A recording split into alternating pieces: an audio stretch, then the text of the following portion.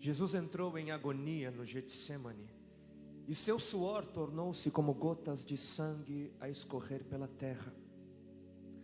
O único evangelista que relata o fato é um médico, Lucas, e o faz com a precisão de um clínico.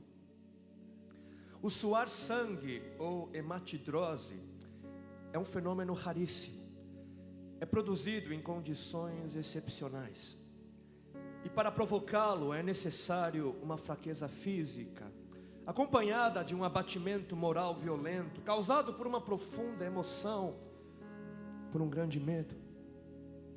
O terror, o susto, a angústia terrível de sentir-se carregando todos os pecados dos homens devem ter esmagado Jesus. Tal tensão extrema produz o rompimento das finíssimas veias capilares que estão sob as glândulas sudoríparas, e o sangue se mistura ao suor e se concentra sobre a pele, escorrendo então por todo o corpo até a terra. O terror, o susto, a angústia terrível de sentir-se carregando todos os pecados dos homens devem ter esmagado Jesus. Conhecemos a farsa do processo preparado pelos líderes religiosos, o envio de Jesus a Pilatos e o desempate entre Herodes e Pilatos. Pilatos teve que ceder e então ordenou a flagelação, o chicoteamento de Jesus. Os soldados despojam Jesus, tiram a roupa de Jesus e o prendem pelo pulso a uma coluna do pátio. A flagelação se efetua com tiras de couro múltiplas, sobre as quais são fixadas bolinhas de chumbo e pequenos ossos. Os carrascos devem ter sido 2, um de cada lado e de diferente estatura, e golpeiam com chibatadas a pele já alterada por milhões de microscópicas hemorragias do suor de sangue. A pele se dilacera e se rompe, o sangue espirra. A cada golpe Jesus reage em um sobressalto de dor. As forças se esvaem, um suor frio lhe impregna a fronte, a cabeça gira em uma vertigem de náusea, calafrios lhe correm ao longo das costas. Se não estivesse preso no alto pelos pulsos, cairia em uma poça de sangue. Depois o escárnio da coroação, com longos espinhos mais duros que os de acácia. Os algozes entrelaçam uma espécie de capacete e o aplicam sobre a cabeça de Jesus. Os espinhos penetram no couro cabeludo, fazendo-o sangrar, e os cirurgiões sabem o quanto sangra o couro cabeludo. Pilatos, depois de ter mostrado aquele homem dilacerado à multidão feroz, o entrega para ser crucificado. Colocam sobre os ombros de Jesus o grande braço horizontal da cruz, que pesa uns 50 quilos. A estaca vertical já está plantada sobre o Calvário. Jesus caminha com os pés descalços pelas ruas de terreno irregular, cheia de pedregulhos.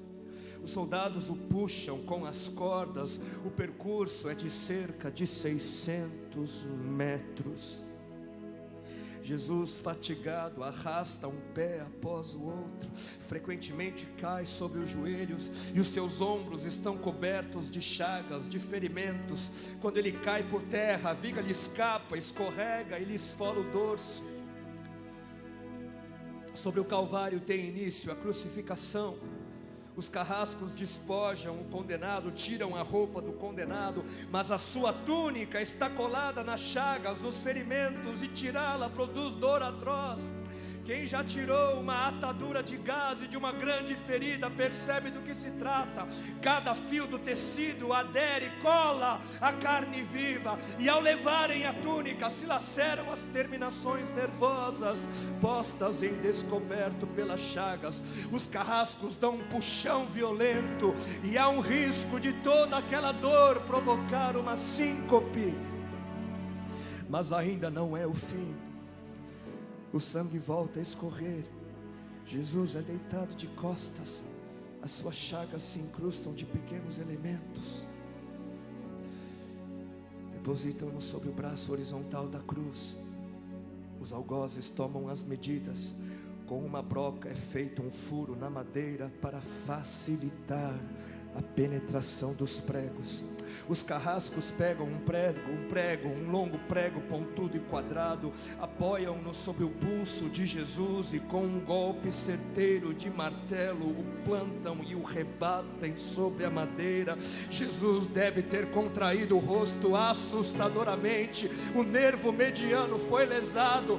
Pode-se imaginar aquilo que Jesus deve ter provado: uma dor lancinante, agudíssima, que se difundiu pelos dedos e espalhou-se pelos ombros, atingindo o cérebro.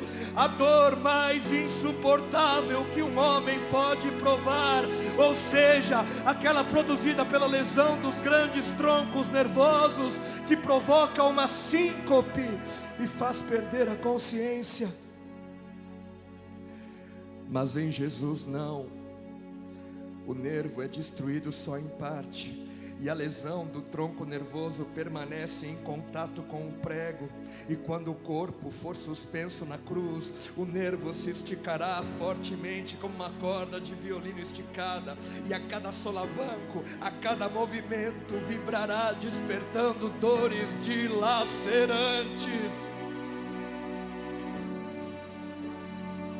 Elevam a Jesus. Os ombros da vítima esfregam dolorosamente sobre a madeira áspera.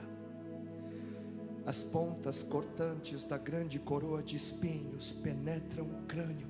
A cabeça de Jesus inclina-se para a frente, uma vez que o diâmetro da coroa o impede de apoiar-se na madeira. Cada vez que o mártir levanta a cabeça, recomeçam pontadas agudas de dor. Pregam-lhe os pés. Ao meio-dia, Jesus tem sede.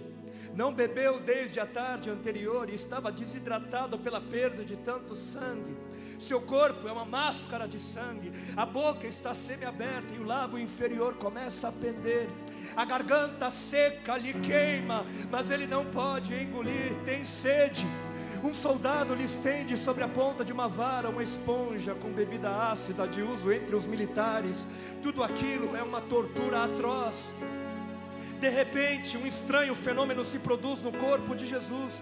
Os músculos dos braços se enrijecem em uma contração que vai se acentuando, os bíceps esticados e levantados, os dedos se curvando.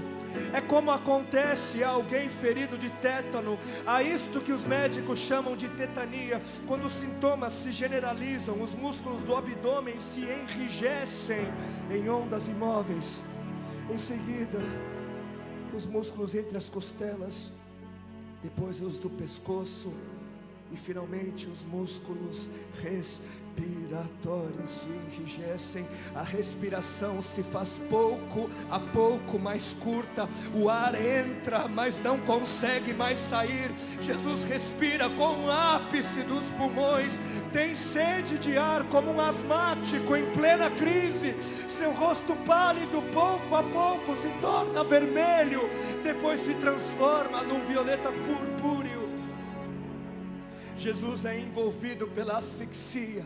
Seus pulmões cheios de ar não podem mais esvaziar-se. A fronte está impregnada de suor, os olhos saem fora de órbita. Mas de repente algo acontece.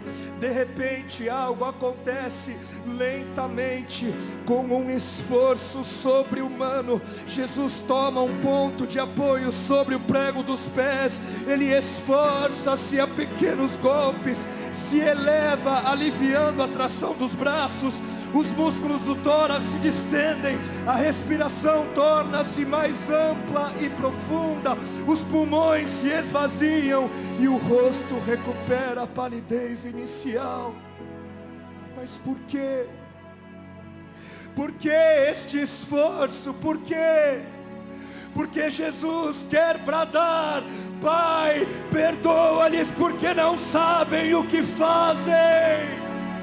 E logo em seguida o corpo de Jesus começa a afrouxar-se de novo, e a asfixia recomeça.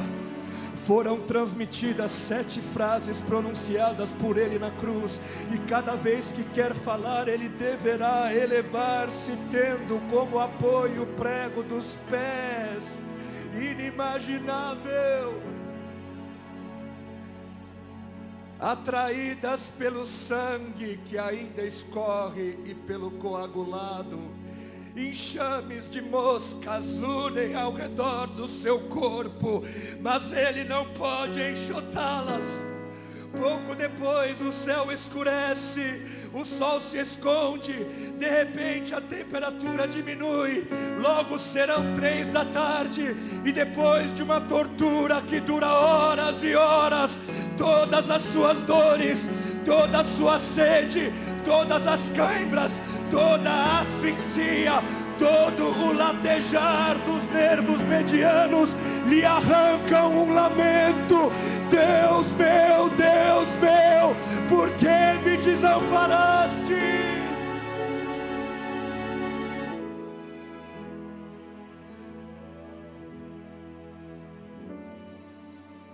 Jesus grita: está consumado. E em seguida, num grande brado, diz: Pai, nas tuas mãos entrego meu espírito.